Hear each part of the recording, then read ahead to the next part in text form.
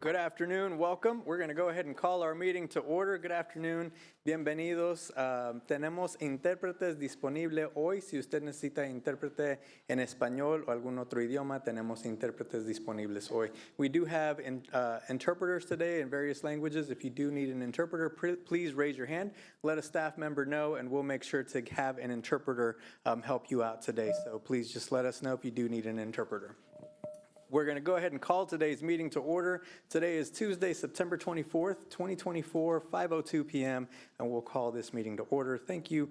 Good to see you all. Good afternoon, board colleagues, Dr. Stubblefield, staff, and any guests that we have with us this afternoon, both in person or joining us online. Welcome. We're glad to have you with us today.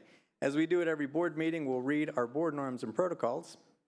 We agree to respect differences of opinions in making decisions for the district, to follow best practices in managing the superintendent and the management of the board itself, to stay on task when conducting business for the district, including while at board meetings, to never surprise the superintendent or each other when conducting official business of the district, to read these norms at the beginning of each board meeting and at board workshops as a reminder of how to conduct our meetings, and to continually self-check to determine if we are following our norms when conducting district business. Again, good afternoon, welcome, thanks for joining us today. And with that, Ms. Smith, would you please do a roll call? Yolanda Clark. Yolanda Clark, present. Maxine Drew. Maxine Drew, present. Randy Lopez. Randy Lopez, present. Robert Mylan Jr. Robert Mylan Jr. present. Wanda Brownlee Page. Wanda Brownlee Page, present. Rachel Russell. Rachel Russell, present. Dr. Nguyen. Dr. Nguyen, present. Thank you. Great, thank you, Ms. Smith. Would entertain a motion to approve today's agenda as presented. So moved. Second. Moved and seconded. Are there questions or discussion? Seeing and hearing none, Ms. Smith, roll call. Yolanda Clark. Yolanda Clark, yes. Maxine Drew. Maxine Drew, yes. Randy Lopez. Randy Lopez, yes. Robert Mylan Jr. Robert Mylan Jr., yes. Wanda Brownlee Page. Wanda Brownlee Page, yes. Rachel Russell. Rachel Russell, yes. Dr. Nguyen. Dr. Nguyen, yes. Thank you. Great, thank you. With that, board, thank you. We're going to jump right into our agenda. Before we do, I do just want to say happy Hispanic Heritage Month to everyone who celebrates during Hispanic Heritage Month and all of your countries. So we're glad to celebrate our diversity here in our district as well. So we're going to jump right into agenda item number 2. One of my favorite parts of our board meeting is when we get to recognize our scholars and their achievements. So it's great. I know we just started the school year, but we are seeing some amazing things. So it is now my pleasure to introduce Dr. Sarah Lucero, who will introduce our scholars that we will recognize this afternoon. Welcome, Dr. Lucero.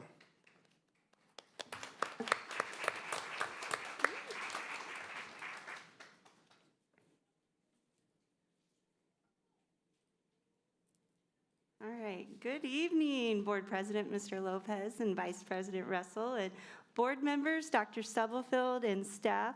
I am so excited to be here to present our Students of the Month for September. As you said, our amazing scholars. And we'll start with our youngest to the oldest. So our first scholar that we have for you is Kimberly Rosales de Raza. She is the Early Childhood Student of the Month.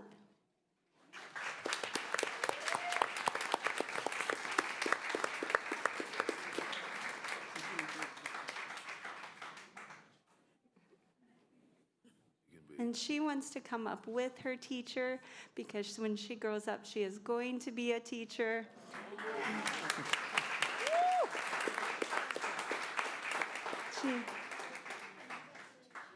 And Kimberly is someone who her teachers count on. She is a leader within her classroom.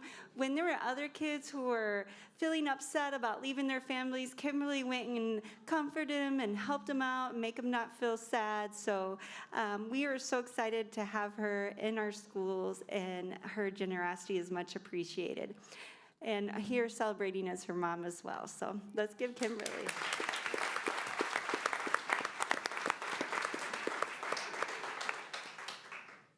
All right.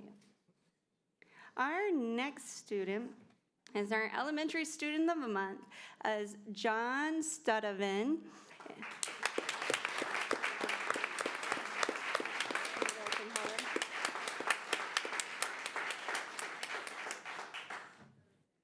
All right, Principal Kopp actually nominated him, and for the great work that he's been doing. Amazing resilience, overcome some challenges, and his and his strong commitment to self-improvement and actively participating in the classroom. And the thing that we're most proud of him for is, hey, Mr. Studevin. Oh, okay. We're most proud of you for your perfect attendance for 3 years.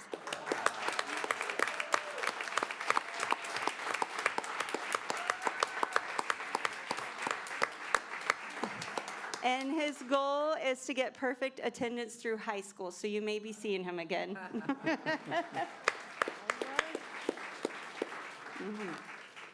Okay, our next student was our middle school student, Susan Hernandez.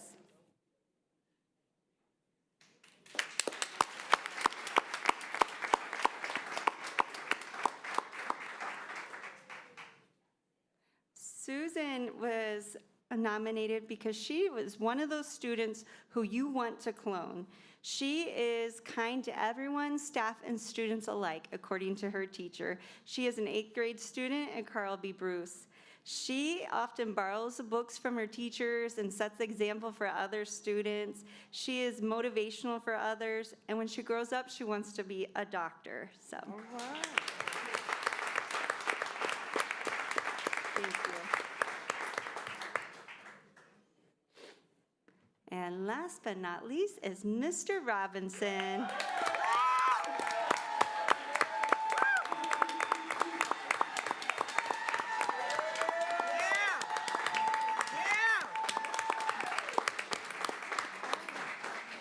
We're all excited about Mr. Robinson. He is a senior at our Fairfax Academy, and he has really demonstrating outstanding attendance, behavior, and passed all his classes and been doing great. When he grows up, he wants to be a clothing designer, and his inspiration he learned this year in turning around is being around the right people. So let's go.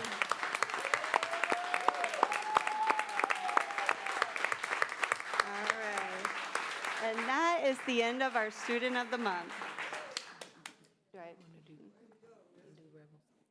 Thank you, Dr. Lucero. And as we do every time we celebrate our scholars, we're going to invite our scholars up, and we're going to take a picture with the board and then with the family members and with staff. So if you'll give us a quick recess, probably around 10 to 12 minutes, while we take our pictures with our scholars, and then we will resume our agenda. So we'll take a quick recess. Thank you.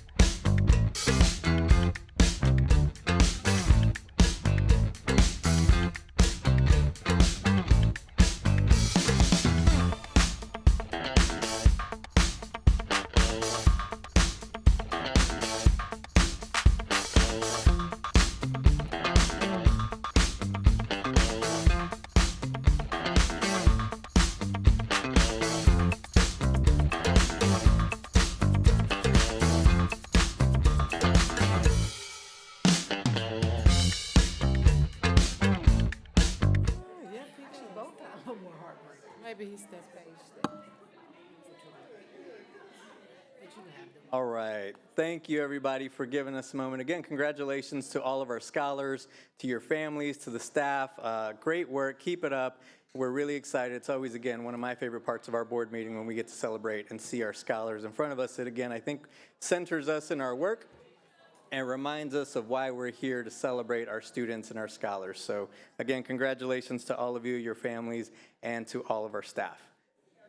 Next on our agenda, board, we're going to jump to item 2E. I'd invite Dr. Estrella to the podium as we learn about a program that benefited several students in a couple of our schools this past academic year. So good afternoon, Dr. Estrella. Buenas tardes. Buenas Good tardes. afternoon, Board President Lopez, Vice President Russell, Superintendent Stubblefield, board members, KCK staff, and community.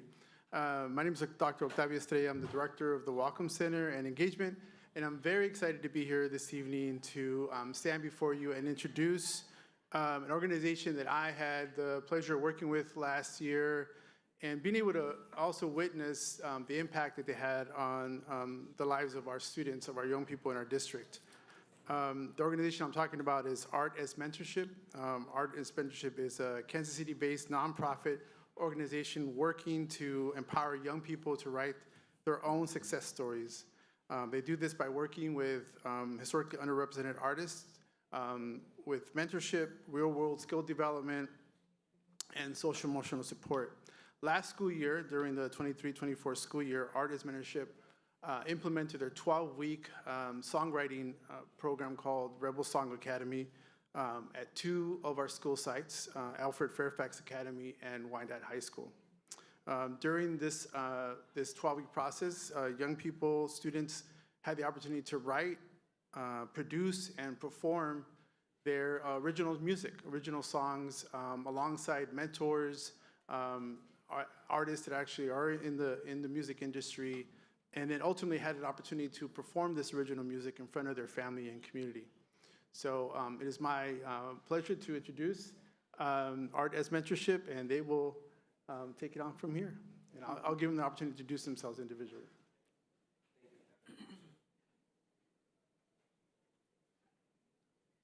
Well, good evening. Thank you to the board for having us and for that beautiful introduction from Octavio. My name is Enrique Chi, and I want to start telling a little bit of the backstory of how this work began, but I also want to pull up our presentation. How does that work?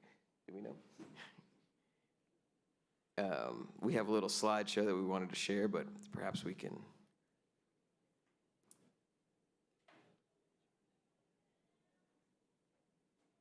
That's it, yeah. All right, sweet. Okay, so as it's being pulled up, the Rebel Song Academy was something that began organically. I'm an artist and a musician first and foremost, and in the time period when our band was beginning, we started a music camp in the historic Northeast neighborhood because we saw a demographic there that kind of reflected the community inside the band. The band is made of immigrant people, black and brown folks, and we built out a one-week camp that began to be focused on making your own work of art, your own song. At first, that was just out of necessity because some people in the neighborhood got wind that our camp was $20, you get lunch, and it was 8 hours a day for 6 days. And they're like, this is the best babysitter we could ever find. So they were dumping kids onto us, and we were just trying to survive it. So like, we have this young person who's spent 3 or 4 years playing guitar and guitar lessons, who drove in from a suburb to this community center, and yet we have this other young person from the neighborhood who's walking in with no musical experience. How do we make this actually count for both of them? That's where this idea of the Rebel Song Academy was born. And little by little, as the Rebel Song Academy grew, families started saying things like, this has been transformative for my young person. This changed their life, this one-week camp. And I know that we're knuckleheads and we don't know what we're doing, but we were doing it with a lot of heart. So it's like, what is it that helped transform these young people? And that's when we had the opportunity to work with a licensed therapist, Sherry Jacobs, and build out this programming into not only the foundation for a nonprofit organization, but a curriculum that is founded on mental health principles. We learned through this journey, this was like 10 years ago that we started this process of the first campus 12 years ago. We started the Rebel Song Academy about 5, actually by name, and expanded over the course of a semester.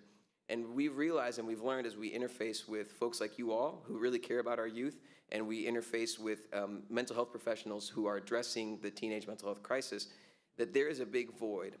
And the Rebel Song Academy sits so cleanly and so neatly in a space where it is exciting because you get to work with talented young musicians. It's exciting because you get to make your own music, you get to perform, there's always this connection point.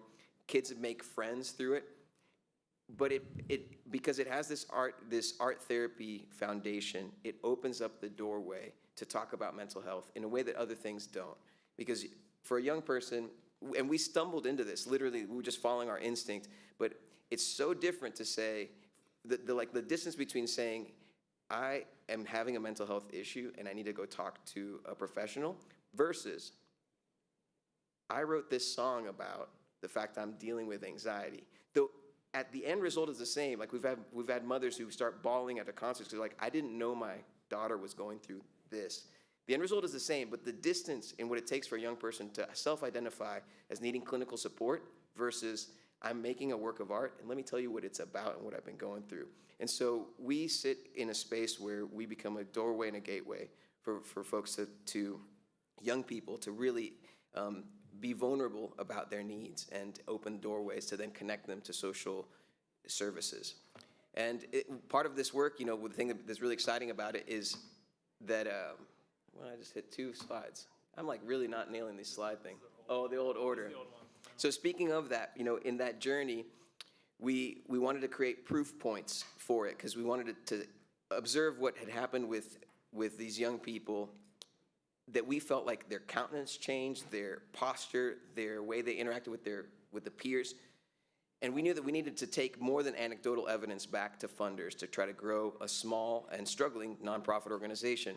So one thing I did, I had a talk with Julian at the Nelson, and he brought in a scientist to this conversation. We're doing a think tank about this stuff, and this is where the idea was born. My buddy helped us out, who does neuroscience work, and we EEG scanned 5 young people's brains before and after the program. In the top brain, you can see the little activity in red. That is denoting brain function that is natural if you're in a high alert system, in a high alert environment. But if you're resting and it's still shooting through your brain, that's a pretty good tell for some sort of anxiety, PTSD, or some trauma. And this is the same brain after 12 weeks. And no, it's not that music can change the world. You can write a song and solve world hunger. Not from that perspective, but I do know this. Participating in creating your own works of art in a peer group, a community that's open-minded with amazing mentors like Brandon, who I'm going to pass it to. If you do that and you consistently have peer groups around you, it can physiologically change your brain. And after it doing that, if you can do that for a community of folks, then maybe you can change a neighborhood, a school, and perhaps have an impact on the world. And that's why we do what we do. Let me pass it to Brandon here. Want to knock that over? Oh, yeah, the surprise, not surprise. Yeah. Hi, everybody. My name is Brandon Youngme. I'm Program Director for Artist Mentorship. I don't do great with public speaking, so please forgive me. But I wanted to share a little bit about my personal experience with the Rebel Song Academy and Artist Mentorship, and also music. So when I was coming in as a freshman into high school, it was a very low point in my life. I was battling with depression and anxiety in a heavy way for me. And the one thing that kind of felt like a lifeline for me was music. Music kind of helped me through that process and that time in my life, and not only helped me through it, but also connected me with students in my school, like-minded students that were also into music. And the natural thing you do from there is you start a band with your mates. So me and my friends, we ended up starting a band, and I was very fortunate. That band ended up getting signed to a label, and we were able to tour across the United States and Canada and record in LA and Nashville and do all these great things. But one of the big doors that opened up for me was meeting Enrique. The band was called the Greeting Committee, and Enrique heard about the band and invited me out to be a guest at one of his classes for the Rebel Song Academy.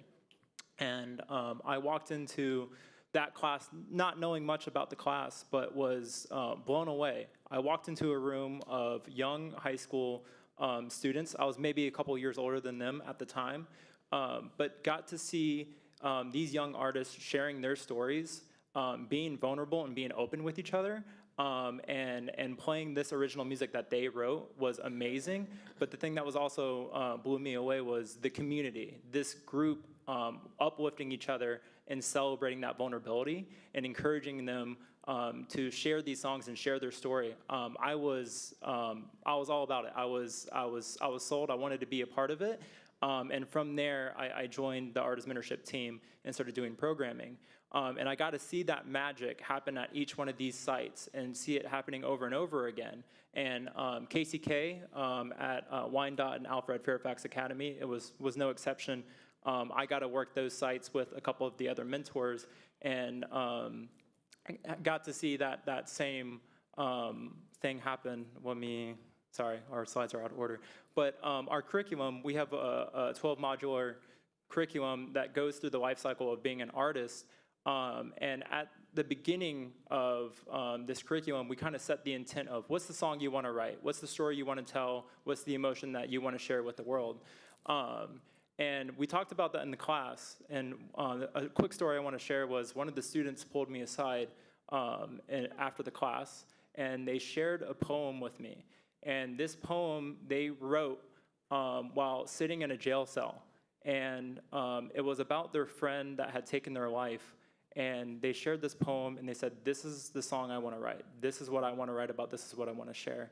And through the program, we got to work on that song. But what was really beautiful for me was at the very end of the program was the final performance. And this student got up in front of their teachers, parents, peers, and friends, and shared this story, shared this song, and was vulnerable and open with this audience of people that they love in their life. And I got to see this room of people celebrate that and just cheer them on through that. And it was a beautiful moment for me in this program. So I want to just quickly share. The video, it might be, it's a downloaded file. We might have to share the video via email. Oh yeah, I don't know if it'll work. I don't know if I could do it right now. Board, I will make sure that we get this video in the slideshow to the board members so you can view it. Cool, thank you.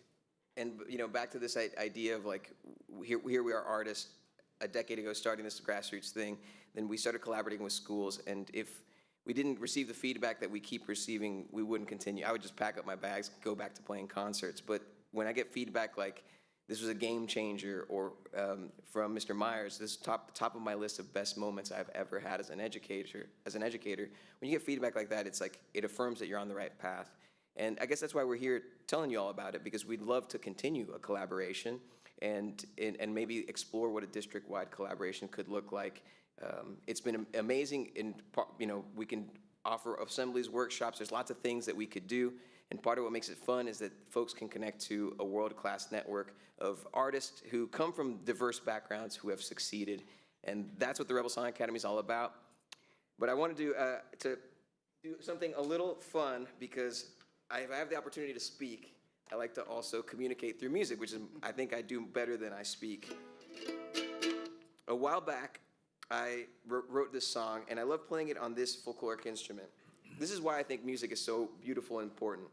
You can learn the whole world's story if you know about music. This little instrument is called a mejorana, and it is the indigenous adaptation.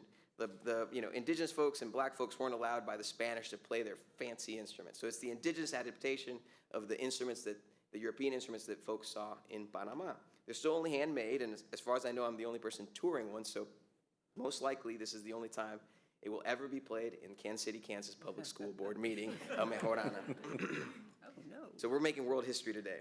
But I love the fact it's still built only out of one piece of wood. Like, it's a really simple design. You can scoop it out like a canoe, because the indigenous folks didn't have the technology of like bracing the wood and the things needed to make a classical style guitar. But with that ingenuity, it reminds us that even oppressed people can make beautiful stuff. And this journey it's been on, the Spanish guitar isn't even from Spain. It's an adaptation of a Moorish instrument, of an Arabic instruments from Mesopotamia that got to Spain, best guess, from North Africa. So the Spanish guitar comes from Africa too, and we get all this beauty from it. This is a song I wrote about how music is medicine. I'm gonna play a little snippet of it for you all. And I'm gonna ask you all to participate, sing along here in a little bit, so fair warning. Whoa.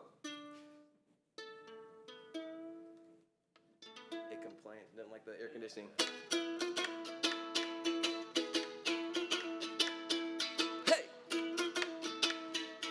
Vamos pa'lante, nunca para atrás. Les agradezco otra vez más. Arriba, arriba. Todas las manos arriba. Vamos pa'lante, nunca para atrás. Les agradezco otra vez más. Arriba, arriba. Todas las manos arriba, a bordo de una nave rumbo a la deriva, para que mi mente encuentre paz. Cerré la puerta a enemigos de la vida, abrí la puerta a los demás. Todos nacimos en locura colectiva, todos nacimos para llorar. Esta música es mi medicina, me transporta a Panamá.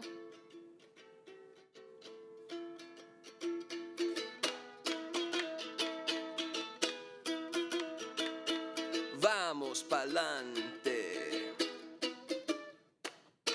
Vamos pa'lante, nunca para atrás. Les agradezco otra vez más. Arriba, arriba, todas las manos arriba. And what I'm saying there is that we're moving forward and we're never going to go backwards. If you believe that, if you're here because you want to move forward, and for people in our youth, I want you all just to respond back to me. So I'll do the hard part of the vamos pa'lante, nunca para atrás, les agradezco otra vez más. You all just go, arriba, arriba, todas las manos arriba. Are you all ready? Ready. Okay, here we go. Everybody back here ready? Sir, are you ready? All right. Vamos pa'lante, nunca para atrás, les agradezco otra vez más.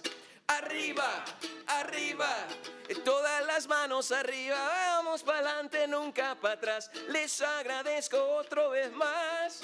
Arriba, arriba, y todas estas manos arriba, todas las manos arriba.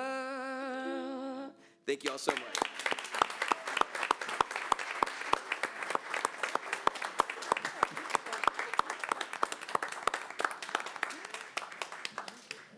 Thank you, Enrique and Brandon and Artist Mentorship for your work. For those that don't know, Enrique is part of a band called Making Movies, a world international rock and roll and Latino rock band that travels the world and has been nominated for a Latin Grammy of the Year album in the past. And so they do an amazing job. And we got a special treat today. I don't know any other school district that gets that kind of treat. So. Thank you, Enrique, and I'm sure he'll be touring, and they'll be touring in Kansas City at some point. But honestly, thank you for the work that you have done with our students and in our schools. Thank you for sharing today. I just wanted to say thanks for bringing the energy. I will also say that I don't know that all of our meetings have that much energy. And so I appreciate all of the passion that you both displayed, as well as educating us about the amazing program that you have here in our district. I look forward to hearing from our district leadership how we can make this accessible to not only high school students, but I think Power in middle school is also a conversation that we should be having. And so thank you again for bringing the energy. Thank you for keeping it simple. So for the rest of the night, instead of yes, I'll be saying, arriba. Makes sense. Thank you. Thank you, Ms. Russell. Okay. With that, we're going to continue with our agenda. Next on our agenda, item number 3, board, we have no community comment tonight. As a reminder, anyone is welcome to give comment. Just sign up the Monday before the board meeting by noon to give comment. Item 4 on our agenda board is our consent agenda. Is there a motion to approve tonight's consent agenda? So moved. Second. Moved and seconded. Any questions or discussion? Seeing and hearing none, Ms. Smith. Yolanda Clark, Yolanda Clark, yes. Maxine Drew, Maxine Drew, yes. Randy Lopez, Randy Lopez, yes. Robert Marlin Jr., Allen Jr., yes. Wanda Brownlee Page, Wanda Brownlee Page, yes. Rachel Russell, Rachel Russell, yes. Dr. Nguyen. Dr. Nguyen, yes. Thank you. Motion carries. Thank you. Next, board, we will hear from our Director of Public Libraries, Ms. Carol Levers. Ms. Levers, you have a high bar to live up to after that. I hope you brought an instrument to play. What can I say? Arriba. Thank you, Mr. Lopez. Good evening, board. Good evening, Dr. Stubblefield. Let me just try and get, how do I end this one? How do I get this one? That's better. Before we move over to our report, I would like to introduce to you the new Director of Public Libraries. This is Laura Hunt, and I know she's met a few faces here, but I just wanted to make sure that the whole board meets her tonight. I told her she's going to do the report tonight, and she said, well, not tonight. I want to be introduced first. But anyway, we're happy this whole past 2 weeks, well, more than a week, we've really got down to business, and she's just taking, you know, like a fish to water, so I appreciate that. So right with me this evening, please come on. I'm going to have the mobile bus unit department give you a report. And with us is Linda. Would you mind taking over and introduce the staff? I don't know, I opened this, but it's not. How do we close that one? Okay, that's one. Double check. That's it. And then we'll just go. That's it. Thank you. Thank you, Linda. Linda's the manager of the mobile bus unit. Hi. Again, my name is Linda Bowman, and I'm the Mobile Services Supervisor. We are back on the road with all 3 buses, and we're so excited about it. I can't even tell you. Fully staffed and trained, exactly. I wanted to tell you that we choose our sites looking at people who need us because of health concerns or transportation concerns or financial concerns, whatever it is. We choose those sites on that basis, and then we also look at places that we can go to where people are there for the day, so that they can take 15 minutes to come out and visit us and, you know, take advantage of what the library has to offer. So we had a really great first couple of weeks. Let me see if I can do that. There we go. On our first, you can see all of our stats from our first week. I was so excited, I couldn't help but send Carol an email right away. But in our first full 2 weeks, we saw 950 people. We checked out over 1,000 items. We had 44 story times for about 500 people in the community. We got to go to the Central Avenue Parade. We had a stellar first 2 weeks, but these are my people with their boots on the ground. They actually get to go out on the buses, and they will tell you more.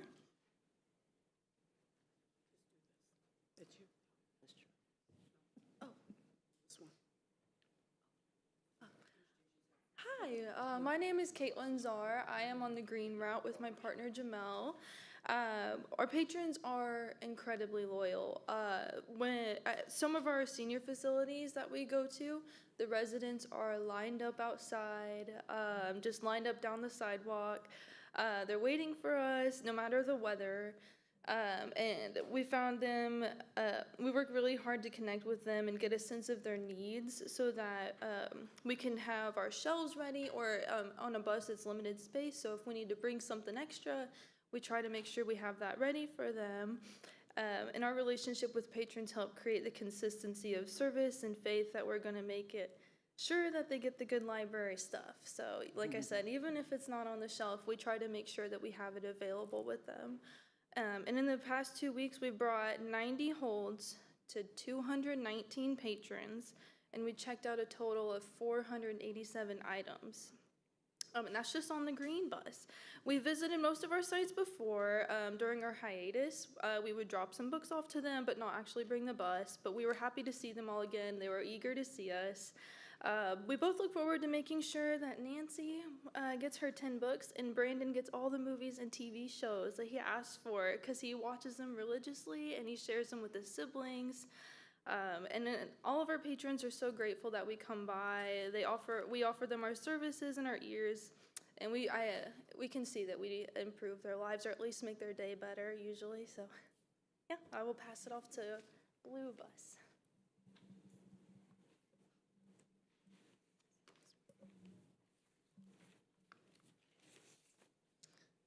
My name is Kay Manhers, and I am on the Blue Bus with Andrew. Most of our stops are for patrons who live in low-income housing or in transitional housing.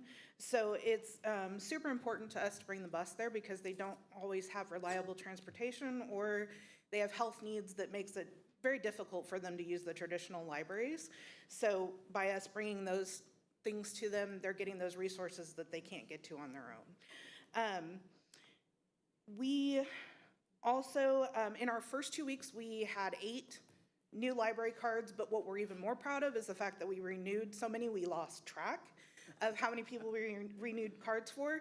And a lot of those were new patrons to the mobile library, but their cards had expired nearly a decade ago. So they weren't using the library services, and now they get to, and they were super excited to have that opportunity and those resources that we are bringing to them. We were also the only bus that had computer usage for life needs. We helped our patrons navigate the internet and find the information that they need. So we bring them computers that they can use as well. And then we did have feedback from our patrons once we got back on the road that they had been really disappointed with COVID and just the lack, the next couple years that we weren't able to bring those services. And now they are super excited that we're back. And we are so grateful that we get to bring those resources to them.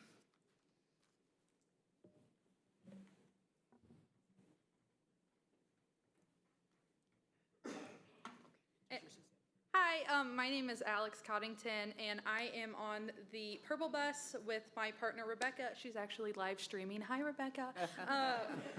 Our bus, we serve the pretty much all the same populations that the other buses serve, except we, about half of our stops are preschools and daycares.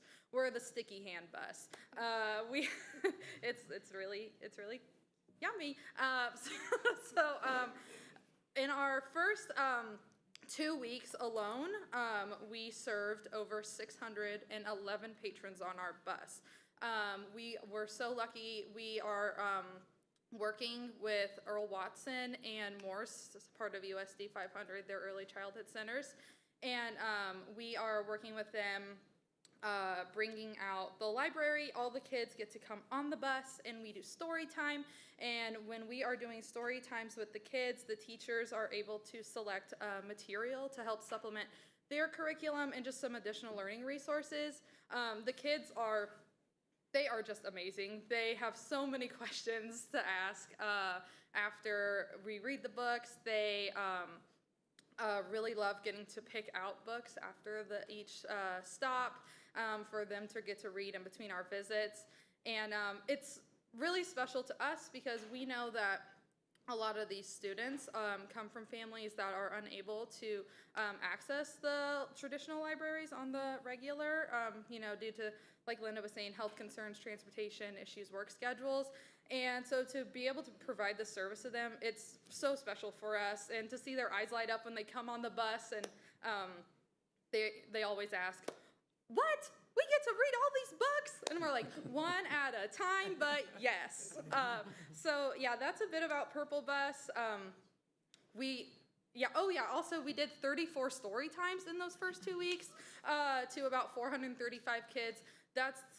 I think we read about 155 books to those students. So not to brag too much about the library bus, but we think we're doing something pretty important for the Wyandotte County area and all of its residents. So that's about the mobile library, and you all should come on the bus, and we'd love to have you all on and get to check us out. We'll do story time for you guys too if you really want to. Okay, thank you. That's the library. If you have any questions, but before that, I want to share with you that the best of KC in the pitch. If you read that or go online, please vote for us because the main library has been nominated for Best Library Branch in Kansas City, Kansas by the pitch. So we need your vote. Thank you. Unless you have any questions, we're happy to report. Thank you, Ms. Levers and team. Board, I'll open the floor for any questions for Ms. Levers. Ms. Russell. I don't really have a question. I'm pretty biased. The blue bus is the best bus. Only because where else can you go to the park, can you get lunch, and can you get on the bus? Only at cross lines. And so I'm personally going to invite everyone next Tuesday, October 1st from 11 to 1. Come hang out. I'll get you lunch and you can get on the bus and you can also go to the park. But then lastly, I just wanted to remind the entire board that this weekend is library in the park. And so I don't know what time, but. It's this Saturday from 11 to 3. So another great opportunity to continue to support our libraries and the amazing work. Main library, yes. Support our libraries, but at the main library. So thank you all. Thank you. Oh, I also forgot. My favorite event is coming up at the main library, the Trunk or Treat. Trunk or treat. And so if you want to decorate your car, you can also do that. It's literally my favorite library event. So Okay. Thank you. thank you Ms. Thank guys for your work. you. Thank you, board. Thank you. Ms. Brownlee Page? Yeah, I was just wondering, do the buses go to the same area every day or just, they haven't? We have schedules and it's online, but Linda, you can answer that. So we do have the 2-week schedule for both of our buses, and so Okay. there's a week A and a week B. We go out to every stop from anywhere from a half hour to 2 hours, except for Alex and Rebecca. They're superheroes, and they're at schools the entire day. Thank you. Thank you. Yes, Ms. Clark? My question will be really quick. How are we building a pipeline so we know our community did not like when we were not out as much as we could be? So I'm Exactly. curious about, and you don't have to answer this, but just putting it out there, how are we building the pipeline of drivers or just making sure that we can build that consistency and we don't disappoint in the future? Carol has expanded our team so Okay. that the drivers that are on the road right now are the regular drivers. I have my CDL as well, so I can go out if one of them calls in sick or needs to take time off. We have office days because we end up having to decorate the buses and move stuff off and on. We're still libraries, and there's a lot of back-end work that needs to get done. But on their office days too, they can go out and be substitutes on the bus so that we don't have to interrupt service. Okay, thank you. Thank you, Ms. Levers, for doing that. Ms. Russell and then Ms. Brownlee Page. Would you go to a senior citizen community? We do go to several senior citizens' homes, and we're as Caitlin said, they are frequently lined up and waiting for us. Okay, what about the Bealey Center, Eisenhower Center, those community centers? So we've not explored those options, mostly because we find that if people are not there on the regular, they are unlikely to use the bus or the library in a productive way. But have you ever thought about doing, because if they offered it, people might come because they don't know if you're going It to be is there or definitely not. something we can explore. Okay, thank you. You're welcome. Is the stop request form a potential thing? So if there's programming at the community center at a specific time that maybe would facilitate, would that be? We have both a stop request form up on our website as well as an event request form. Our stops for right now are settled through the end of December. We will be exploring new sites starting about November 1st so that we can change our schedule over in January. Okay. And the event thing, you can just let us know that you're interested in us coming out to your event. We will come and scout it to make sure that it's safe for the bus, but we'll do our best to do what we can for the people who are asking. And I say that because I always go to the Bealey Center, and we got them to, at the main library, Laura donated books for the kids, and when they come to play ball, they've been taking books too. And no matter what event we have, they all run and get books and put them in their little book bag. So there's a need and there's an interest. But like you said, I know you booked up, but if you could just consider. We're definitely they going to want explore that for sure. Yes, ma'am. And my question was in the same kind of thought process as Ms. Clark's, both people, but then the other component of this is the actual infrastructure. So these 3 buses that are going out are the only 3 buses that we have, correct? Yes, but they are 3 more buses than any other library system in the metro area has. Okay, so thinking to sustainability, before we get to the point where one of the buses is completely down, in my mind, similar to how our school buses, we have backups. And so I'm not saying today or tomorrow, but I'm thinking about, have we considered what it would cost to purchase another one that's not a daily runner, but if one of those buses goes down, then that's people who won't get service because we don't have an alternate. And so that's just my thought. So as we're forward thinking, to negate some of the crisis we've had in the past, just thinking about what it takes to maybe just get one more bus that it serves as kind of that in between. And so just a thought. Yeah, I certainly haven't talked to management about that recently. We're just excited about getting everybody trained up and ready to go back out. Oh, I totally understand. I totally understand. I am in the present, but I'm also in the future, especially because it sounds like you're touching a lot of people, and we know how much people enjoy the buses. And so we just want to think about how we can eliminate those fires in the future. Thank you.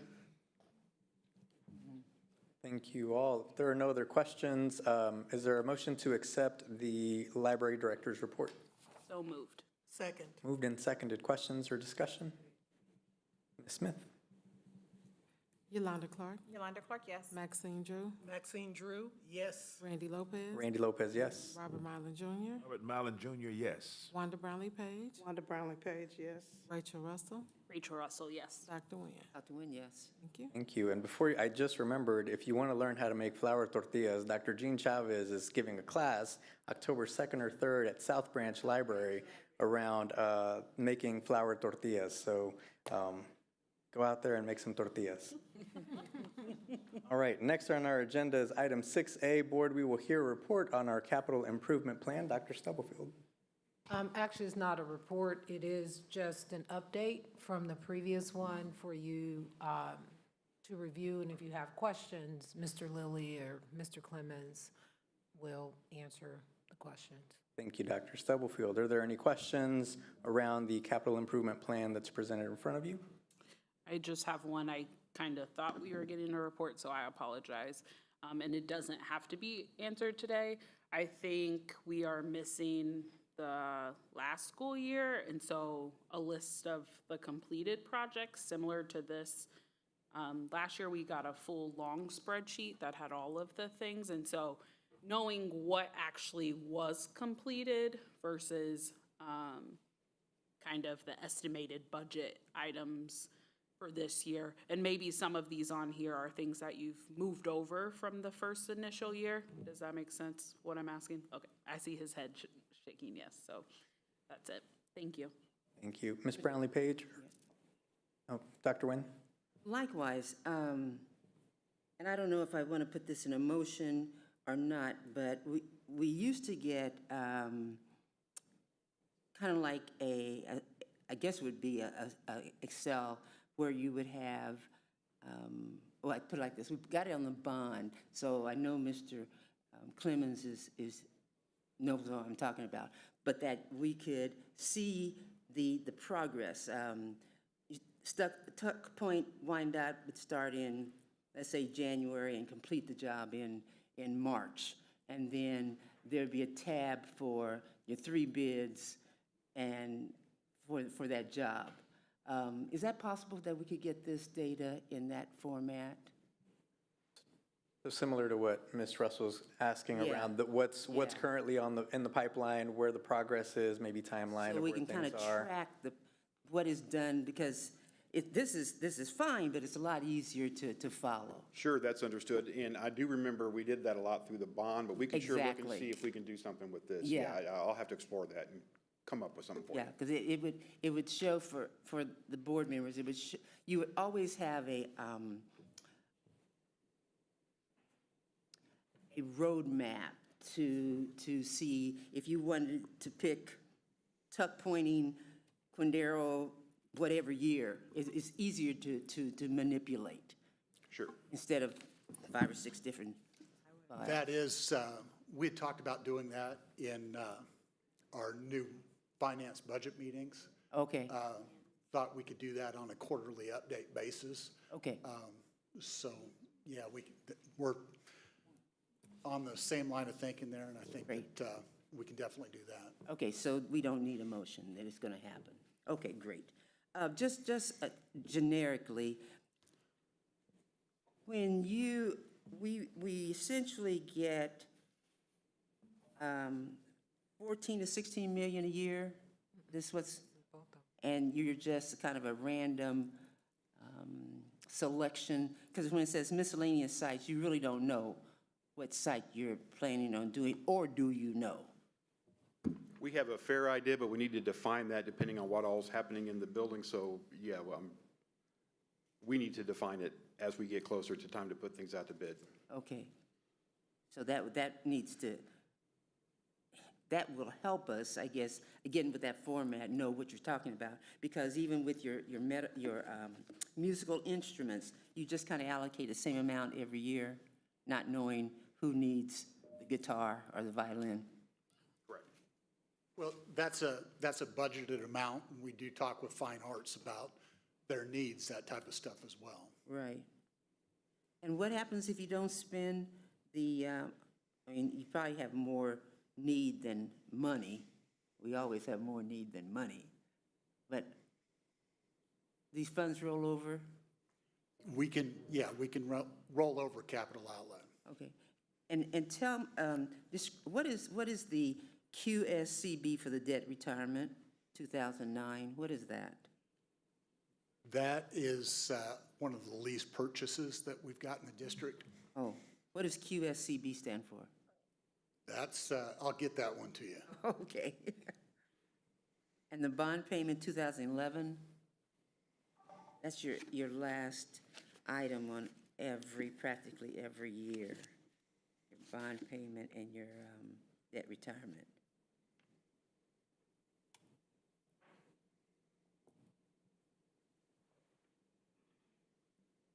QSCB bond payment 2011. What is that? The QSCB, Well, I know you said that you're going to get, but what's Right. the bond payment 2011? the bond payment 2011. It's on the last page. Yeah. Second to last, sorry, page 3. In every year.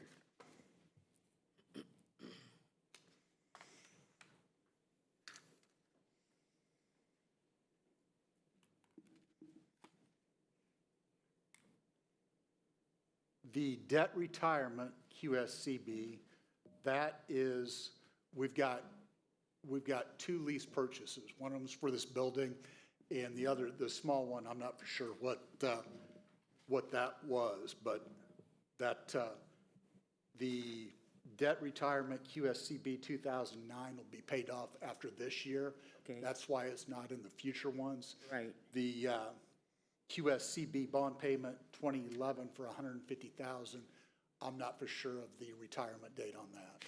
Okay, and you don't know what bond? I don't Okay. remember which. You get that with us. The emergency equipment needs for those? I mean, we have,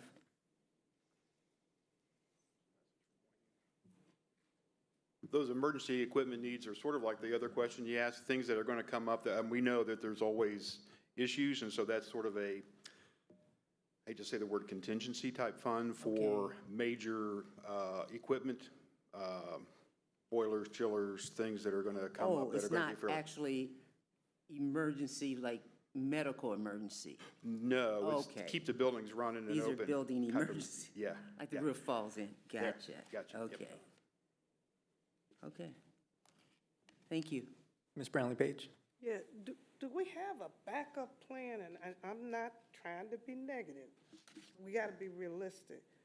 If this current bond doesn't pass, and I know I saw on the news last night all the things, I assumed the building on 41 that they focused on was Central. Is there a plan, because you don't have them listed a lot, to fix things? Because I know I got a lot of phone calls. How long has this been going on that things are messed up and they're not fixed? And my understanding was always a plan, you do so many things each year.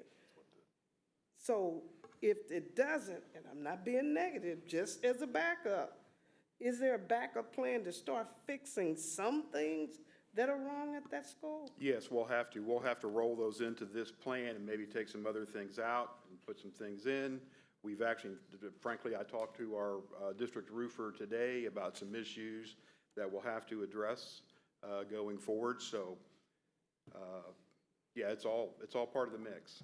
Because I've always been told, and you guys have shown us, that there's this, rotating. We have a list of- rotation plan on a lot of these things, yes. But it's kind of heartbreaking when you see that and you wonder, like, hey, what's going on? Right. Because this shouldn't be happening.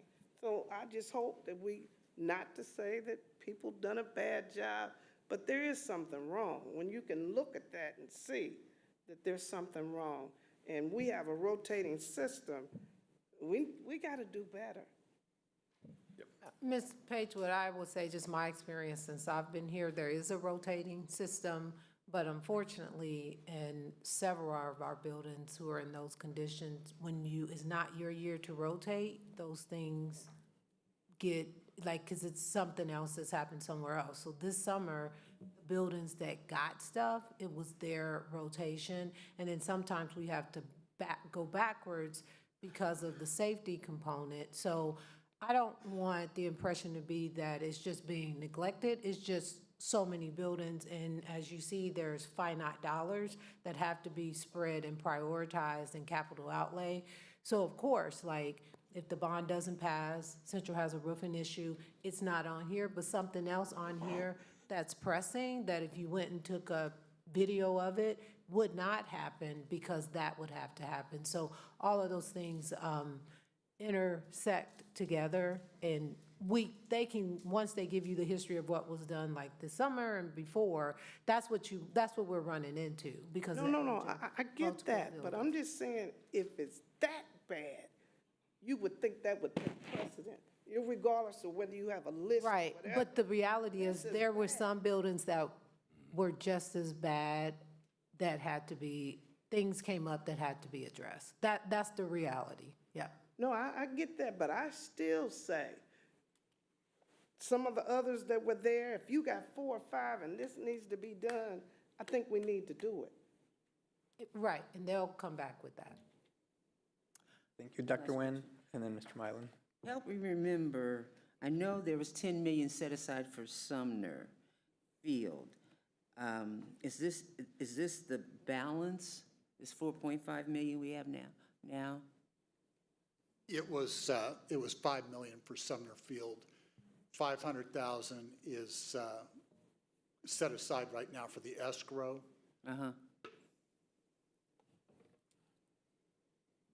Okay, no.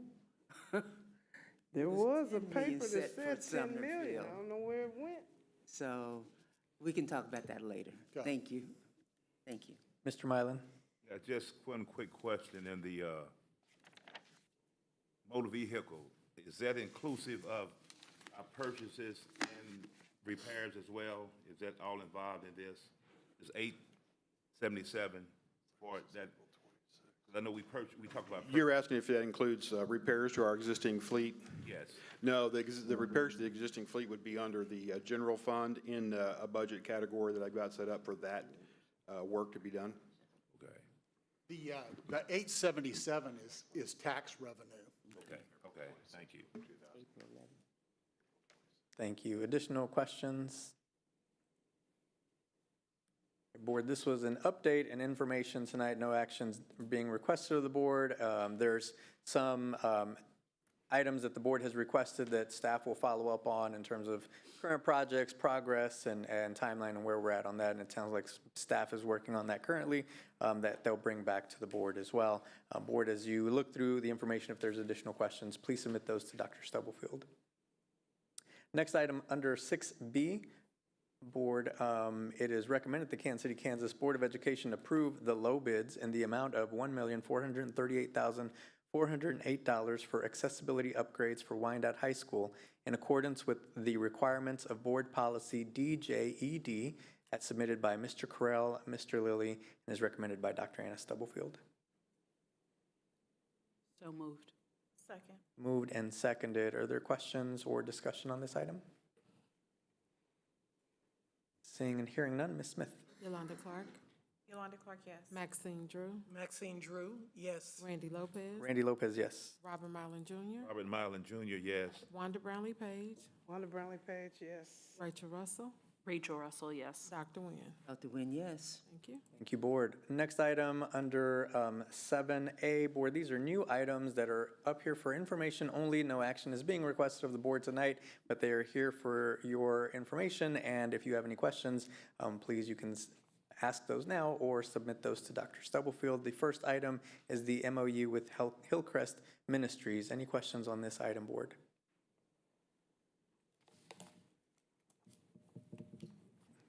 Being none, move to item 7B, the MOU with Cross Lines Community Outreach. Any questions on this item, Board?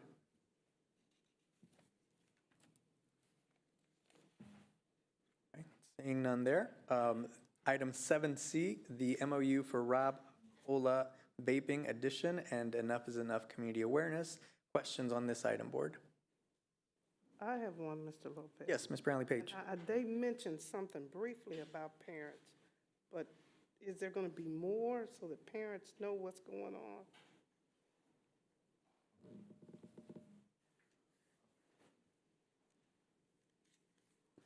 Good evening, Board. So, yes, as the information is captured and gathered and assemblies are determined, the parents will also have that information in addition to when the events are taking place for our Enough is Enough programs. There will also be information that is shared during that time with our families. Okay, thank you. A question of clarity. Are you saying there is an educational component, or are you saying we're passing paper to parents? There's an educational component. Okay, so an Yes. actual gathering of parents to talk about vaping. So I want to it will be embedded, it will be embedded during the Enough is Enough. That will have an educational component around vaping, yes. Okay. This component here is for the students, in which the educational component will entail those assemblies at the school sites. Okay, and will we at some point get a picture of the entire plan? Because I feel like we are still piecemealing what we're actually doing. And so just a clearer plan for us to know, because we gave direction about what we wanted. And so I think now I'm looking to see the things that we asked for, and I'd like to see that in a whole plan, if that makes sense. Can I ask for clarity? Are you talking about around the whole jewels? Correct. Okay, yes. Yep, thank Yes, you. ma'am. Sorry. No problem. Thank you. Additional questions, Board, or discussion? Thank you, Dr. Campbell. If not, Board, if there are additional questions after tonight's meeting, please submit those to Dr. Stubblefield, and we'll make sure that we get those responses back to the full Board as well. Board, next we have item 8A. We have Dr. Kenise Salinas with us tonight. Dr. Salinas, welcome, and she is going to give us an update on our equity policy and accountability report. Good evening. Good evening. Good evening and happy fall. President Lopez, Vice President Russell, Superintendent Dr. Stubblefield, and esteemed board members. I am Dr. Kenise Salinas Willick. I know it's a mouthful. Executive Director of DEI and Library Services, and I want to thank all of you for the opportunity to discuss the accountability measures within the equity policy AHA. Everything we do in the Department of DEI aligns with the district's strategic framework, and we center equity at the foundation of all we do. Equity policy AHA was adopted in September of 2023. It was created by department leaders, teachers, and students, and it aims to eliminate barriers for Kansas City, Kansas public school students and staff. The policy focuses on 5 key areas: communication and accountability, staff recruitment and retention and professional development, school culture and climate, curriculum and instruction, and community engagement. These focus areas were developed based on district data, research, and DEI's best practices. I want to take you on a quick journey of the DEI timeline since August of 2021. As you all may recall, the DEI department was created due to the over-suspension and expulsion of Black male students in special education. Therefore, KCKPS adopted 12 modules, which is over 20 hours of the National Academy of Advanced Teacher Education, PD, that the system now calls the NATE modules, to provide foundational knowledge and support to start the tough conversations around interpersonal bias and race. The NATE modules provide educators with the conceptual understanding and pragmatic approaches to everyday challenges of working in schools with students and colleagues.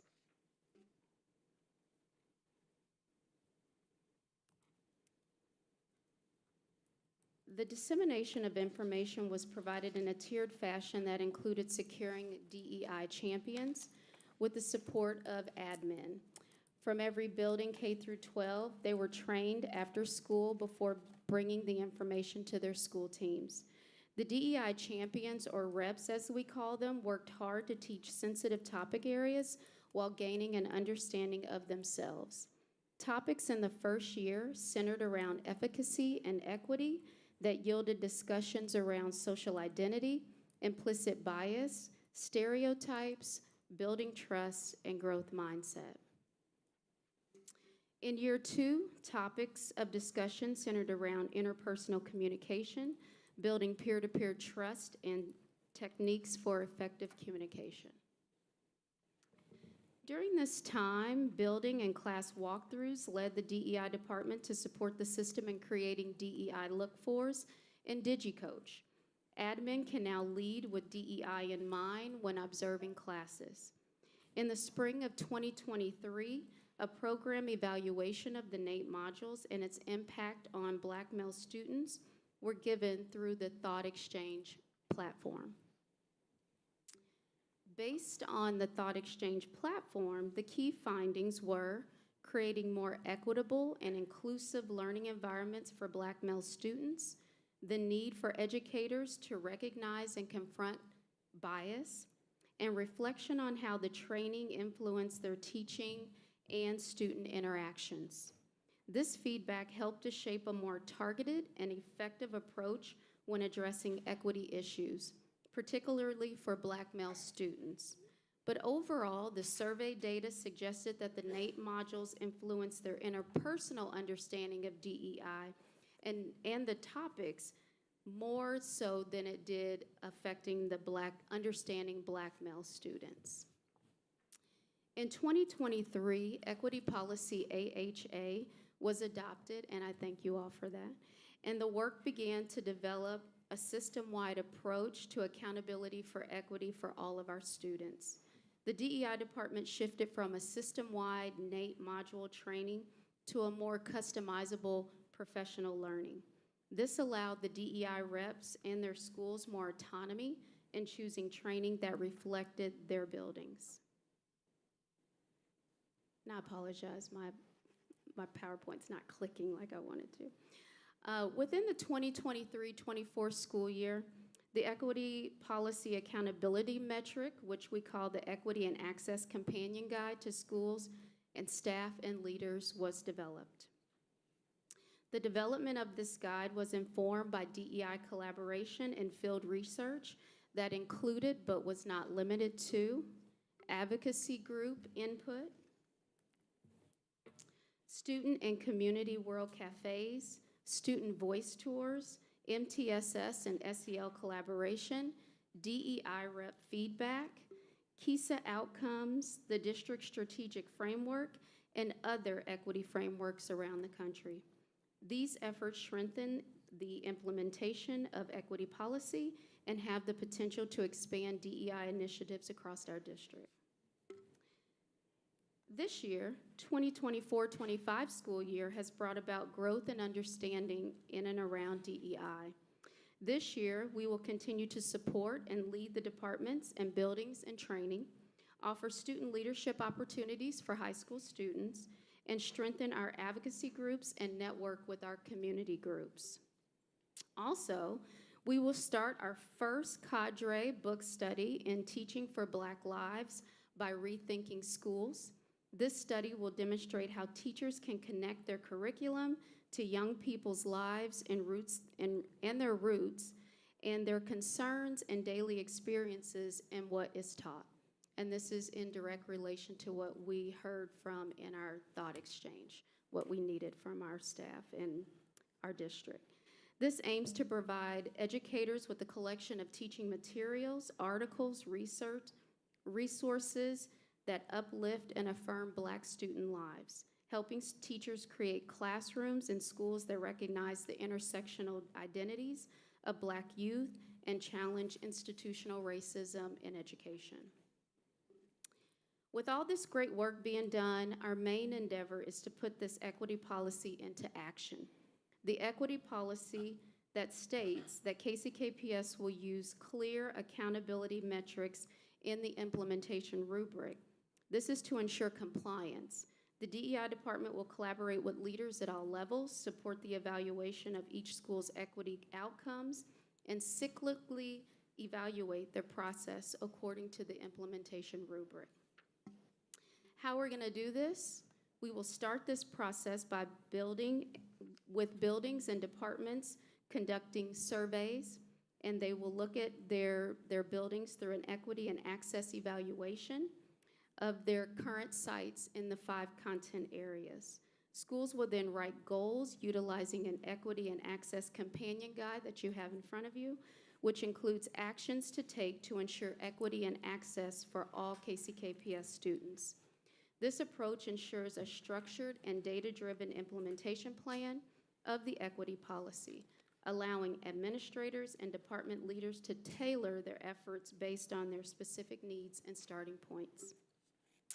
So please take a look at the companion guide if you haven't done so already, and you will find information regarding the equity policy, its accountability measures, and the monitoring. Highlighted in this guide are focus areas and goals, and an implementation rubric that has a practical starting point and where the department envisions what equity and access could look like for all of our KCK students. The DEI department will support the district leadership by collecting data and providing support along the way. It's important that we leverage school autonomy and that each school creates its pathway to equity utilizing this guide. Schools will be empowered to collaborate with students, parents, and community to support goal setting and achievement. This approach assures that equity goals are systematically incorporated into the district-wide planning. That's all I have. What questions may I ask for you? Thank you, Or Dr. answer Salinas Willick, for that information and for providing the companion book guide to each of the board members. Board, you have it in front of you if you haven't had the chance to look at it. I'll open up for questions or comments, discussion from the board. Hello, hello. Hello, Rachel. This is my jive. Okay. So a couple of questions. So for the student leadership opportunities that the department is providing to juniors and seniors, Yes. how are students getting connected to these opportunities? I was in Harmon today and I think I saw a sign for one of them. I'm not 100% sure, but one of them is just next week. And so how are we, have you seen success? Have you seen facilitated guidance from the buildings to make sure that students have access to these opportunities? Yes. Our first leadership opportunity, we took Dr. Stubblefield's, her direct student leadership team from the Superintendent's Council. And so that's the first place that we started with her own leadership team. And they went out to Johnson County Community College and did a leadership day there. Our second is the one that you're speaking of, and we go through the admin desk, what's happening KCKPS, and we push it through there. Dr. Hernandez is in Washington, and she's in Wyandotte currently doing some work there, and so she pushes it when she's in the building. We also utilize our DEI reps, and so we go through them, and we will continue with them this year, and utilizing them a little bit more than what we have in the past to get the kids signed up. We will do our World Cafe in October, so we will have juniors and seniors coming to your board World Cafe to do a leadership conference. It's called the I Am Leadership Conference, and so we're receiving kids in that way too. So we are spreading the message via our own communication platforms, as well as using the DEI reps in the building. Yeah, I appreciate you sharing that. I think part of this journey is also educating the community of the importance of hearing from students and students guiding conversations, us being more facilitators in those conversations. So I think about those students that you all have been able to engage in Dr. Stubblefield, the way that we share that with our community, whether it be not creating any more job work for Edwin over there, but just thinking about how we share that story so that students can also connect by hearing it from their peers versus just us as adults saying, hey, you should do this, you should do this. I think in communities where they've done this well, it's worked where the students are sharing, this was an exciting day and this is what I got from it, so. And I do have some video from the Johnson County, and I will put that out. Thank you. That would be That's a great awesome, reminder. even for you to just share with us. Yes, I think will. that would be I will share it. amazing. And again, I kudos to you all for the work that you're doing. I'm looking forward to being a part of this Black cadre. Takes me back to my school days because it's a lot of homework and all of these things. So, but I'm looking forward to it. Thank you. Ms. Brownlee Page. Are we doing this on the elementary level? We are. Oh, okay. Just It's wanted to K-12. make sure. It's 'cause- pre-K-12 Okay. and departments. And then I know I'll leave that alone. I'll stop. I'll ask you. Okay. Thank you, Ms. Brownlee Page. Additional questions or comments from the board? Discussion? Thanks so much for your work, Thank Dr. you for your Salinas work Willick. as We well. appreciate it. Thank you. Board, next item on our agenda, item 8A, we have policy GAOE up for third read, if it is the will of the board. Mr. Goheen, anything to add to this policy read? No, this is the policy just updating the workers' compensation policy to adjust to changes in the statute. There have been no suggested revisions, nor would I anticipate any, so I would ask that you adopt it for third read. Thank you, Mr. Goheen. Is there a motion to adopt policy GAOE for a third read? So moved. Second. Moved and seconded. Questions or discussion? Ms. Smith, roll call. Yolanda Clark, Yolanda Clark, yes. Maxine Drew, Maxine Drew, yes. Randy Lopez, Randy Lopez, yes. Robert Mylan Jr., Robert Mylan Jr., yes. Wanda Brownlee Page, Wanda Brownlee Page, yes. Rachel Russell, Rachel Russell, yes. Dr. Nguyen.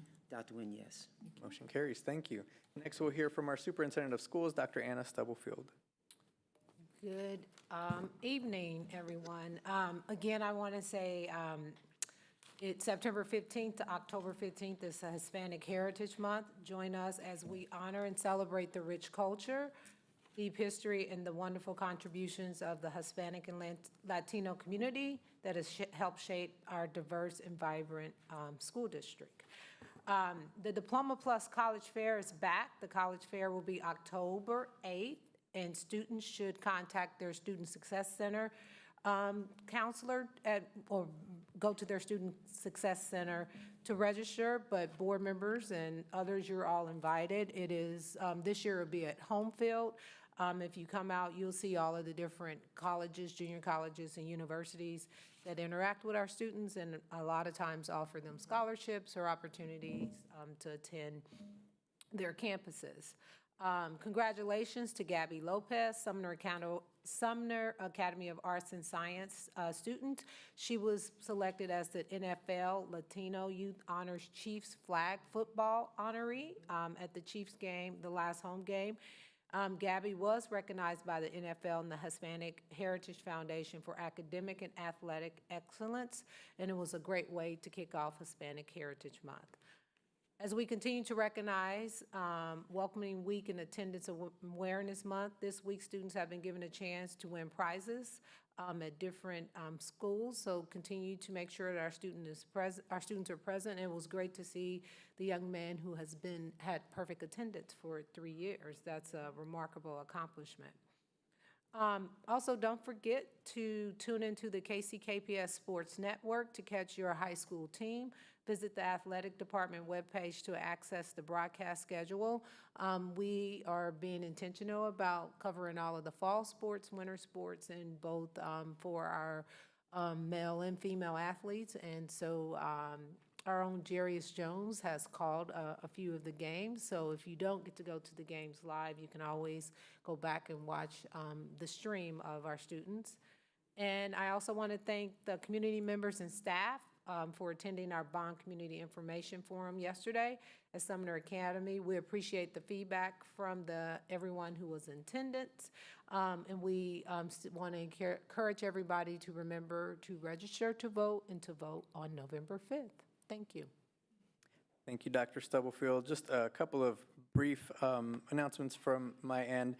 Board, don't forget, again, with the KASB conference coming up in November, if you have not registered and you would like to attend, please let Ms. Smith know and she'll help make those accommodations and reservations for you. It's always a great conference to learn and to bring back information for the board and for the district to learn from. So please see Ms. Smith, and if there are other professional development opportunities you'd like to participate in, again, Ms. Smith can help you with your accommodations and reserving registration and everything that needs to happen with that.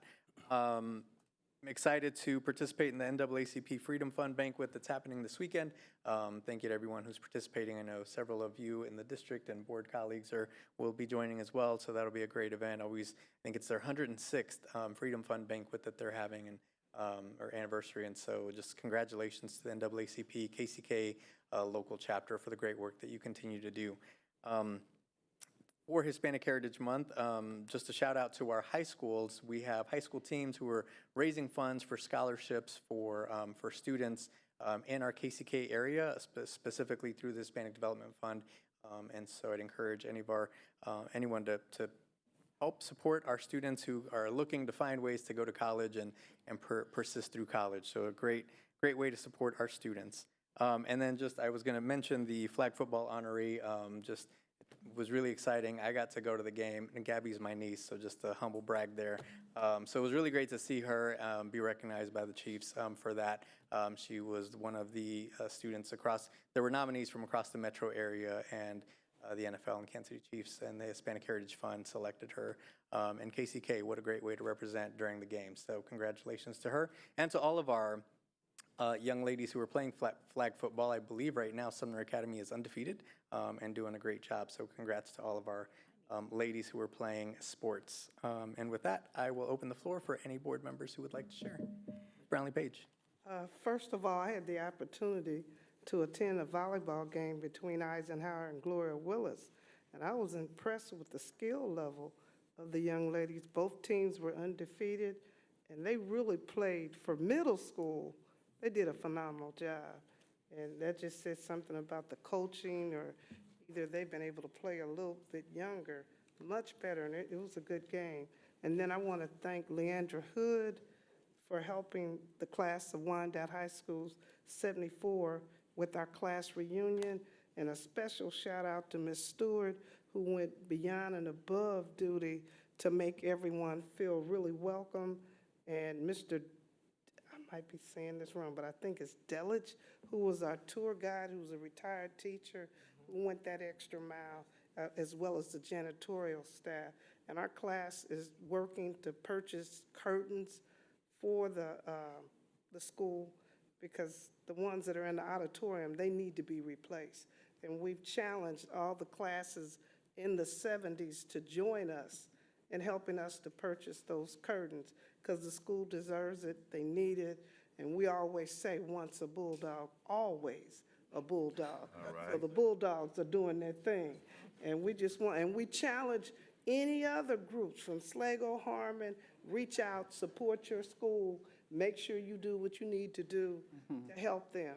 Because we had a great time, and like I said, Ms. Stewart, Mr. Delich, Leandra went that extra mile to make everybody feel special.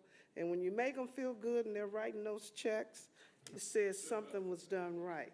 So we're real excited and just want to thank everybody.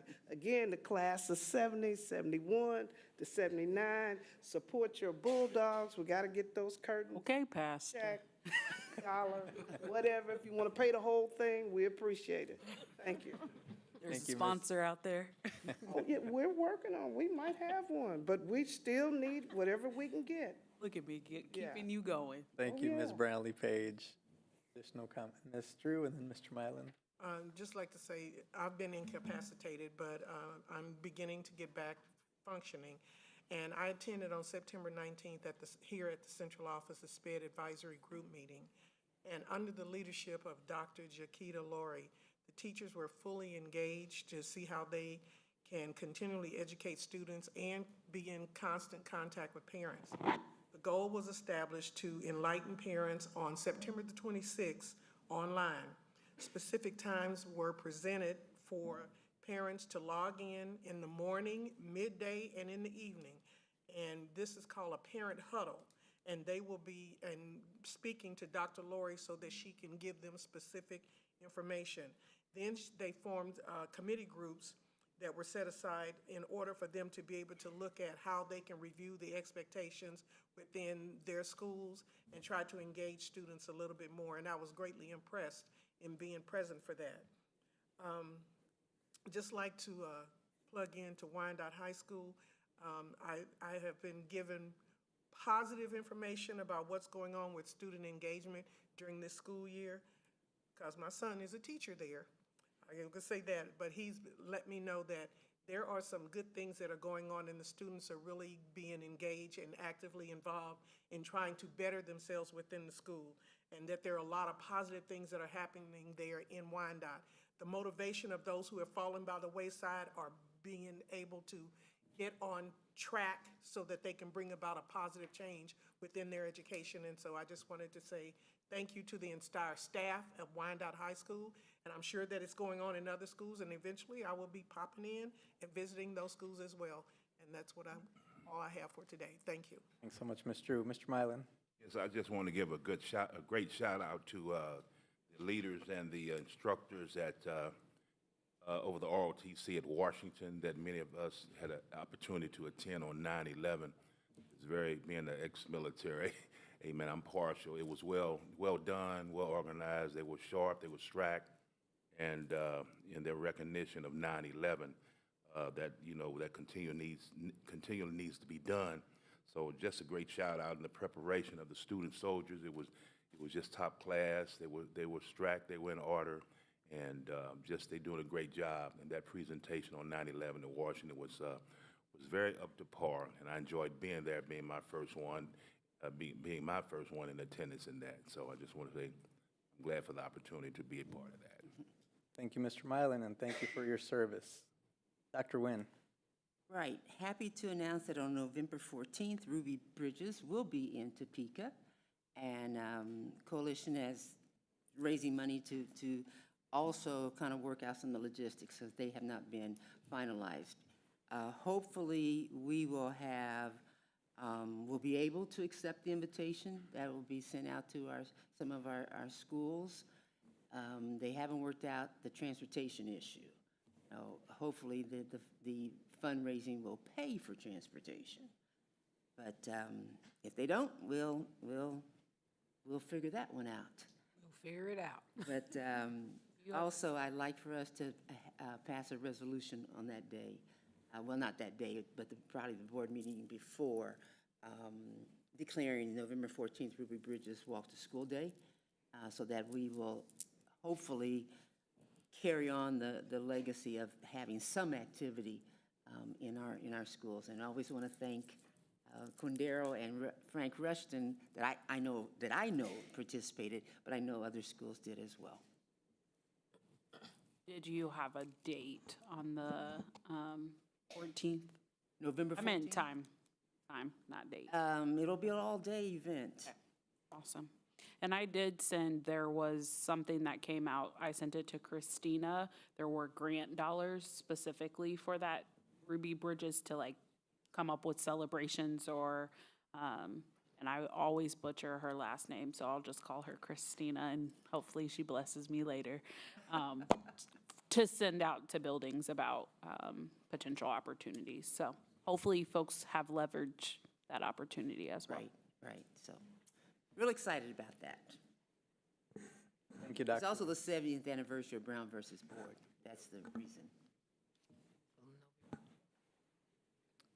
Thank you, Dr. Nguyen, and thank you for bringing that to our attention regarding the resolution. We can work through something to have that at the November 12th board meeting. Oh, yeah, okay.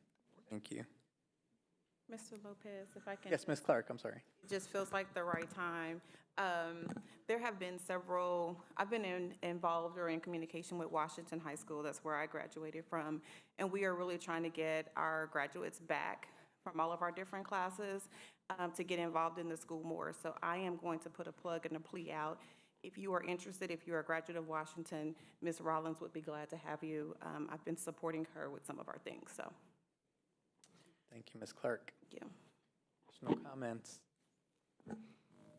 In that same vein, I'll also just give a shout out to our athletic department and Mr. Sam Simmons and all of our athletic directors and teams. I know there's often critiques and people saying things negatively about our schools and our athletics and our teams. And yes, are they all undefeated? Probably not. But I know that Mr. Simmons and our staff are working hard to support our coaches, to support our scholars. And I think in everything that we do, we have to remember that there are students and our student scholars, our scholar athletes. And so when we talk negatively about our teams and our athletes, you're talking about kids.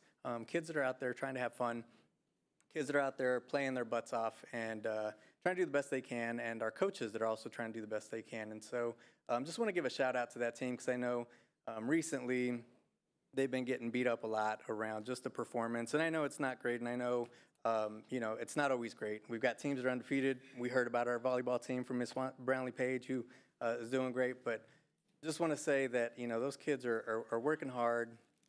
Those coaches are doing the best they can with what they have, and we as a district can continue to support them, and we're trying to provide as many resources for them. But I just wanted to share that because I know there's sometimes a negative narrative around there, and not always intentional, but I do just want to make sure that our coaches, our athletic department, Mr. Simmons and all of his team and all of our coaches know that that we're supportive of you and we're supportive of our scholar athletes. So just wanted to share that as well.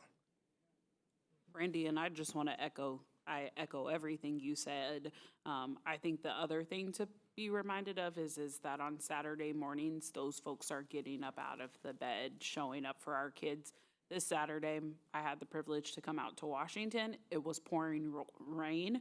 And so instead of everything being done at 12 or whatever, like it went over. And so people are pouring their hearts and soul to make sure that our kids have these opportunities. And I hate for negative feedback to get in the way of those individuals feeling like they are defeated, especially if the community is continually saying all of those negative things. And so show up, go to the games, not just on Friday night. There's lots of Saturday things. That Saturday flag football at home field. There's lots of things that we could be doing to continue to support and encourage kids to play in our district. Thank you, Ms. Russell. With that, we have reached item 11A. Board, I'd entertain a motion to recess to executive session for consultation with the attorney on matters which would be deemed privileged in the attorney-client relationship under COMA to include Dr. Stubblefield, Mr. Goheen, Dr. Campbell, Mr. Lilly, Dr. Jones, Mr. Lilly is Mr. Clemens and Mr. Clemens. and Mr. Clements to go in at 6:50 for 20 minutes. So moved. Second. Moved and seconded. Questions? Ms. Smith. Yolanda Clark, Yolanda Clark, yes. Maxine Drew, Maxine Drew, yes. Randy Lopez, Randy, yes. Robert Mylan Jr., Robert Mylan Jr., yes. Wanda Brownlee Page, Wanda Brownlee Page, yes. Rachel Russell, Rachel Russell, yes. Dr. Nguyen. Dr. Nguyen, yes. Thank you. Thank you.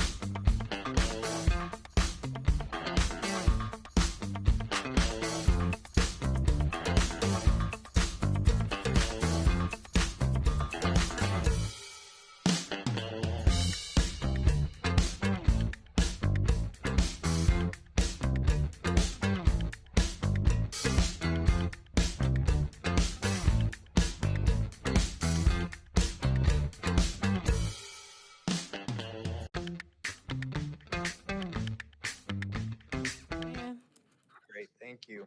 Motion to return to open session, please. Moved by Ms. Russell, seconded by Mr. Mylan. Discussion, Ms. Smith. Yolanda Clark. Maxine Drew. Randy Lopez. Randy, yes. Robert Mylan Jr. Wanda Brownlee Page. Rachel Russell. Dr. Nguyen. Thank you. Thank you.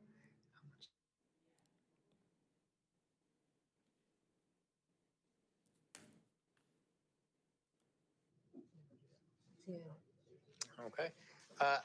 May I have a motion to recess to executive session to discuss acquisitions of real property under coma, going in at 7:12 for 10 minutes, to include Dr. Stubblefield, Mr. Goheen, Dr. Jones, Mr. Lilly, Dr. Campbell, and Mr. Clements.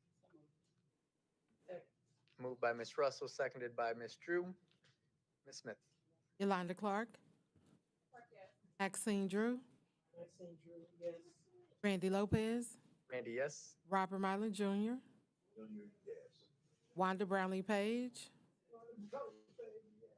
Rachel Russell. Dr. Nguyen. Thank you.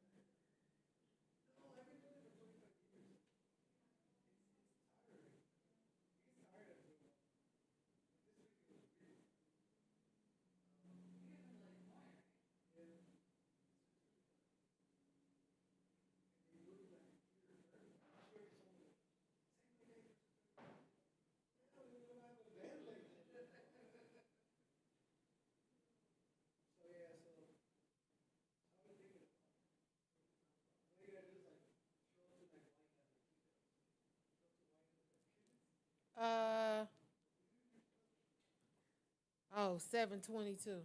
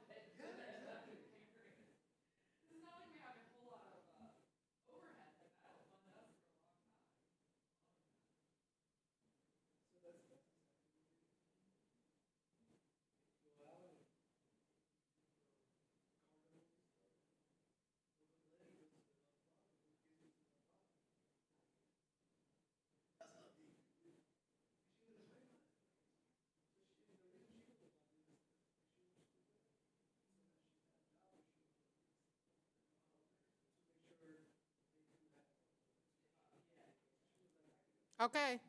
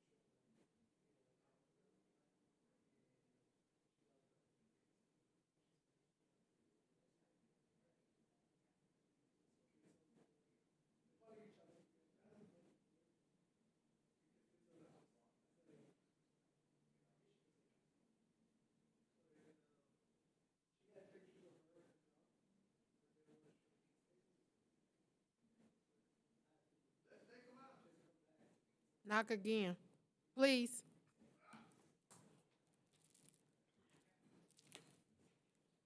Well, give them 1 more minute. Then that way they won't have to extend it. Let's give them,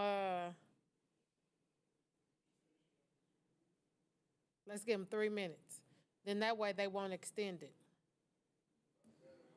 27. Yep.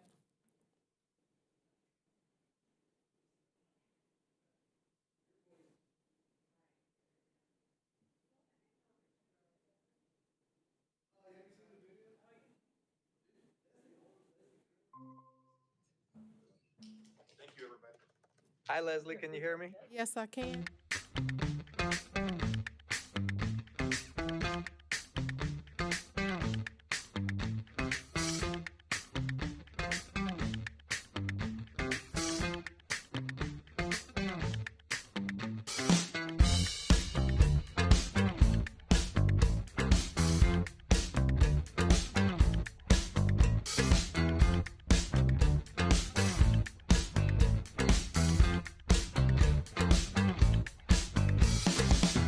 Session for consultation with the attorney on matters which would be deemed privileged in the attorney-client relationship under coma, going in at 7:27 for 5 minutes, to include Dr. Stubblefield, Mr. Goheen, Dr. Jones, Mr. Lilly, and Dr. Campbell. So moved. Moved by Ms. Drew, seconded by Ms. Clark. Ms. Smith. Yolanda Clark, Wanda Clark, yes. Maxine Drew, Maxine Drew, yes. Randy Lopez, Randy, yes. Robert Mylan Jr., Wanda Brownlee Page, Rachel Russell, Rachel Russell, yes. Dr. Nguyen. Thank you. Thank you.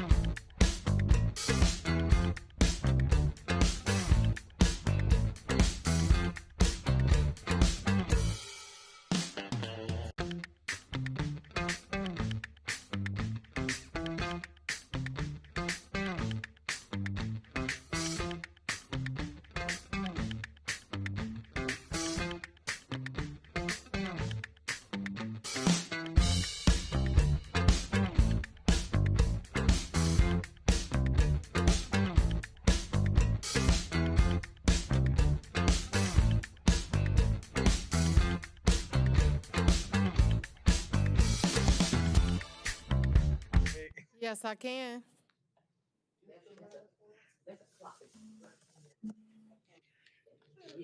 Leslie, could you hear me? Yes, I can. Thank you. Motion to return to open session. We have one more minute. Oh, Hold on just a second. 32. Okay, we're ready. okay. Motion to return to open session. Moved by Ms. Drew, seconded by Ms. Clark. Questions? Ms. Smith? Yolanda Clark. Maxine Drew. Randy Lopez. Randy, yes. Robert Milam Jr. Wanda Brownlee Page. Rachel Russell. Yes. Dr. Nguyen. Thank you. Thank you. May I have a motion to recess to executive session to discuss matters of non-elected personnel in order to protect privacy interests of all parties involved under coma, going in at 7:34 for 5 minutes, including Dr. Stubblefield, Mr. Goheen, Dr. Jones, Mr. Lilly, and Dr. Campbell. Moved by Ms. Russell, second by Ms. Drew. Ms. Smith?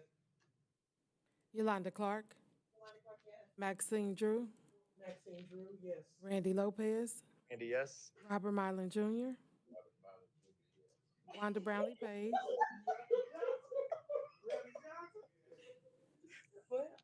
Sorry, whose turn is it, Leslie? Wanda Brownlee Page. Rachel Russell. Rachel Russell, yes. Dr. Nguyen. Thank you. Thank you.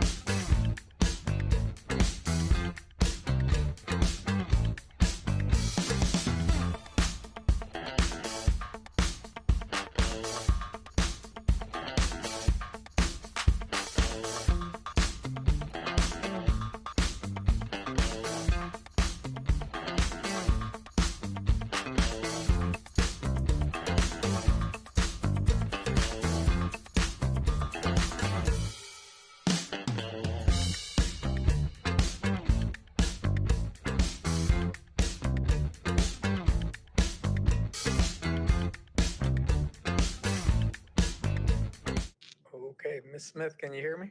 Yes, I can. Thank you. Motion to return to open session, please. Moved by Ms. Clark, seconded by Ms. Drew. Questions? Ms. Smith? Yolanda Clark. Maxine Drew. Maxine Drew, yes. Randy Lopez. Randy, yes. Robert Mylan Jr.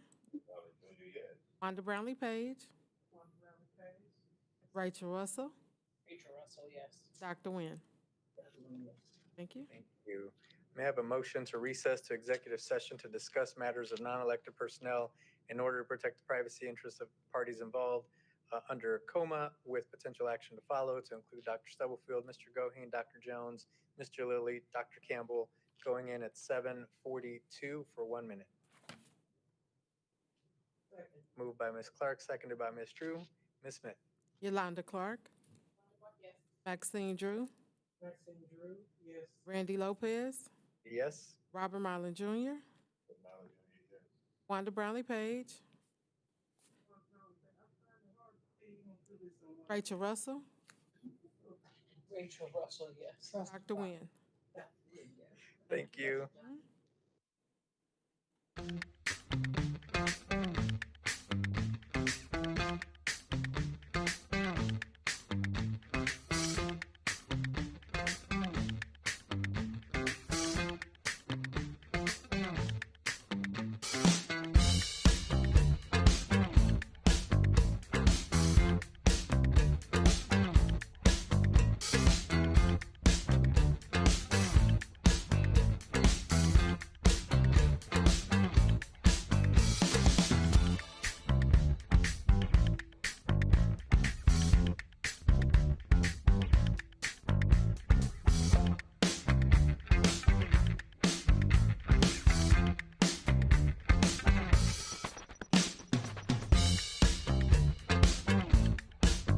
Leslie, can you hear me? Yes, I can. Great. Motion to return to open session, please. Moved by Ms. Drew, seconded by Ms. Russell. Ms. Smith? Yolanda Clark. Maxine Drew. Maxine Drew, yes. Randy Lopez. Randy, yes. Robert Mylan Jr. Wanda Brownlee Page. Rachel Russell. Rachel Russell, yes. Dr. Nguyen. Thank you. We have a motion to recess to executive session to discuss matters of non-elected personnel in order to protect the privacy interests of the parties involved under coma with potential action to follow, to include Dr. Stubblefield, Mr. Goheen, Dr. Jones, Mr. Lilly, Dr. Campbell, for 1 minute, going in at 7:44. So moved. Second. Moved by Ms. Russell, seconded by Ms. Clark. Ms. Smith? Yolanda Clark. Yolanda Clark, yes. Maxine Drew. Maxine Drew, yes. Randy Lopez. Randy, yes. Robert Mylan Jr. Wanda Brownlee Page. Rachel Russell. Rachel Russell, yes. Dr. Nguyen. Thank you. Thank you.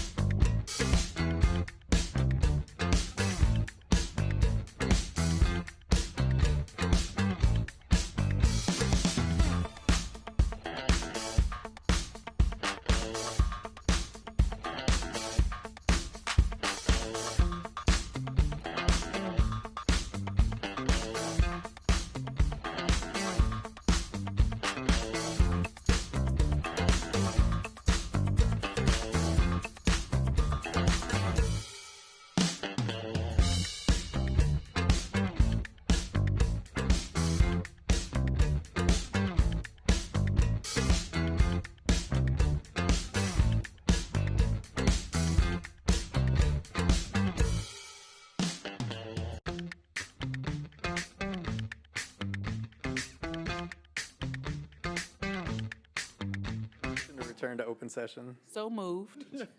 Second. Moved and seconded, thank you. Ms. Smith? Yolanda Clark. Maxine Drew. Maxine Drew, yes. Randy Lopez. Randy, yes. Robert Marlin Jr. Yes.